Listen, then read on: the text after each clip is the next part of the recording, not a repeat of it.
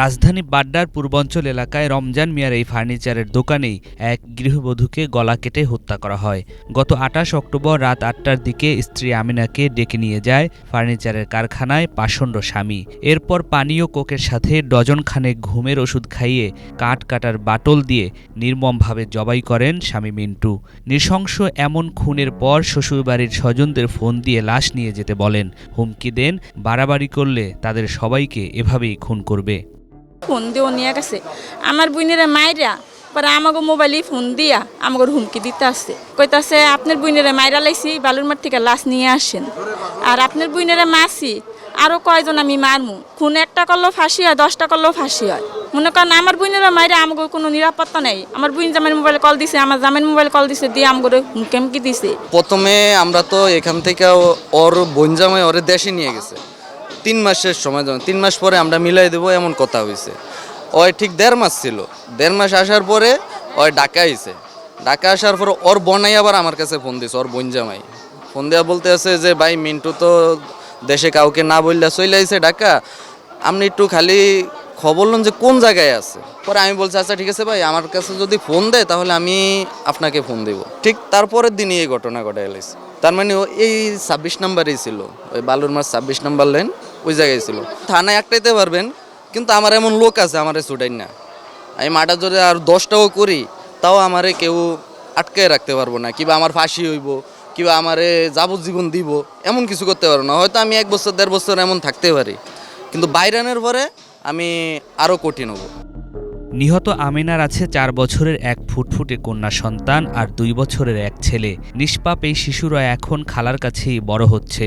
মায়ের হত্যার পর থেকে বাবার এমন আচরণে দাগ লেগেছে অবুঝ মনেও। বাবার শাস্তি চাওয়ায় অবাক হয়েছেন প্রতিবেশীরাও। তোমার নাম কি? আমার নাম মাইসা। কি হয়েছে বলতে পারো? কি? কিন্তু মামার মায়া ফেলছে। কোথায় মারছে? বালুমাটি। তোমার সাথে ওইটা কে? ওইটা কি হয়? ওইটা আমার বাড়ি হয়। কি নাম ওর? আমার মোহাম্মদ। আমার কিন্তু শাস্তি দেন। ঘটনার পর ফার্নিচার কারখানার মালিককে আটক করে পুলিশ। তার দেয়া তথ্য অনুযায়ী ঘাতক মিন্টুকে নারায়ণগঞ্জ থেকে গ্রেপ্তার করা হয়। 40 দিন পার হলেও পুলিশের তদন্ত নিয়ে বরাবরের মতোই শুরু হয়েছে এক ধরনের ধোঁয়াশা। সময় ক্ষেপণের মধ্যে 3 দিন আগে জামিনে মুক্তি পান আরেক আসামি, কারখানার মালিক রমজান মিয়া। একটা আসামি জামিন নিয়ে গেছে, যে দোকানের মধ্যে লাশটা পাওয়া গেছে ওই দোকান যে রমজান, ওই আসামিটা জজ কোর্ট থেকে গত পরশুদিন জামিন পেয়ে গেছে, গত 4 দিন আগে। যেটা মানে এই মেয়ের স্বামী, হ্যাঁ, ওইটা এখনো জামিন পায় নাই। পুলিশ এটাকে গাছা কেমন জানি বুঝতেছি না, পুলিশ এই মামলাটা কেন জানি এত গাফিলতি দিয়ে রাখে। আসলে গরিবের জন্য তো এই দেশে বিচার নাই, এটাই আর তদন্তে আটকে আছে মানে মামলাটা। আর ওই যে আসামিটা যেটা মানে এটা কিন্তু একটা 164 দিছে, ওই যে মেয়ের হাজবেন্ড যে তদন্তাধীন থাকাতে এখন পর্যন্ত চার্জশিট দেয় নাই, এই কারণে এই মামলাটা।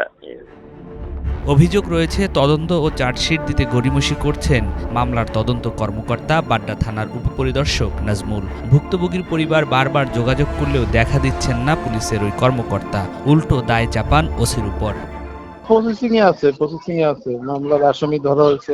এটা তো স্টেপ বাই স্টেপ আমরা আগাচ্ছি। আলামত জব্দ আছে, ওইগুলো পরীক্ষা নিরীক্ষা হবে, কোর্টের আদেশ লাগবে। এটা কয়দিন লাগে এটা পরীক্ষা দিতে? এতদিন লাগে? 1 মাস তো হয়ে গেছে মনে হয়। এটা আপনি একটু তাহলে আমার ওসি স্যারের সাথে কথা বলেন, কেন তো অন্তদিন বিষয় আসলে কেমনে বলবো আপনাকে কতদিন লাগবে, ওসি স্যারের সাথে কথা বলেন। তদন্তের সবশেষ অবস্থা জানতে চাইলে বাড্ডা থানার ভারপ্রাপ্ত কর্মকর্তা জানান, সিআইডি থেকে তদন্ত প্রতিবেদন শিগগিরই পাওয়া যাবে, সব তথ্য আইও দিতে পারবেন। আমার আসামি অ্যারেস্ট হয়েছে, অবশিষ্ট হয়েছে, সবই হয়ে গেছে ভাই। তদন্ত প্রতিবেদন কি আপনারা দিয়ে দিচ্ছেন? না, দেই না এখন। ওই যে আলামতের সিআইডি থেকে পরীক্ষা আসতেছে, আর সব কাজই তো শেষ।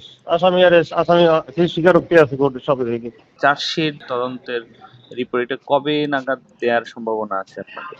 এটা এখন না দেখে বলতে পারবো না, আইওর সাথে কথা বলে বলতে হবে। আইওর অগ্রগামী কতটুকু দেখে তারপরে বলতে হবে।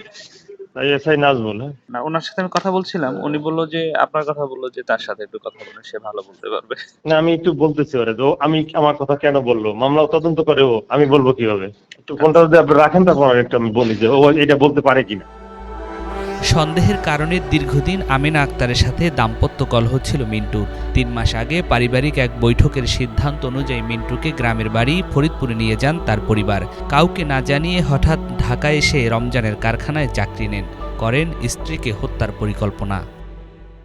এই ছেলেটা আরেকটা বউ ছিল, মানে ওরে না আরেকটা যে বিয়ে করছে এটা ওকে বলে নেই, কিন্তু চিটারি করে এই মেয়েটারে বিয়ে করছে। ওর বাপ থাকতে ২৬ নম্বর লেনে আপনার কারখানায় নিয়ে তারে হত্যা করা হয়েছে। আমরা এলাকাবাসী সর্বস্ত আইনের যতটুকু দৃষ্টি আছে ততটুকুই শাস্তি চাই আমরা। এই পরিবারটা খুব নিরহ পরিবার, খুব অসহায় পরিবার।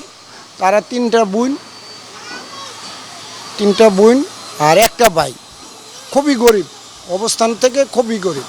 আমার বাড়িতে আজকে ভাড়া থাকে ১০-১২ বছর ধরে, কিন্তু তারা তিনটা বোনই গার্মেন্টসে চাকরি করে এবং তার যে 2টা বাচ্চা হয়েছে তারপরও উনি গার্মেন্টসে বাচ্চা 2টা ছোট তুইয়া তার আম্মার কাছে থুইয়া তারপরে চাকরি করছে।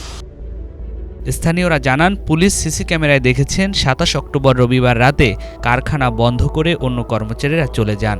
মাত্র ৩ দিন আগে চাকরি নেয়া মিন্টু কারখানার মালিক রমজানের কাছ থেকে চাবি এনে রাত ৮টা ১৩ মিনিটে স্ত্রীকে নিয়ে ভেতরে প্রবেশ করেন। সকালে ওই নারীর লাশ পাওয়া যায়। পূর্বাঞ্চলের একটি বাড়িতে ১২ বছরের বেশি সময় ধরে ভাড়া থাকতেন আমেনার পরিবার। ওই এলাকার বাসিন্দারা জানান, তারা নিম্ন আয়ের পরিবার, মূলত গার্মেন্টসে চাকরি করে জীবিকা নির্বাহ করত তার পরিবার। নিয়াজ মখদুম, বাংলা ভিশন, ঢাকা।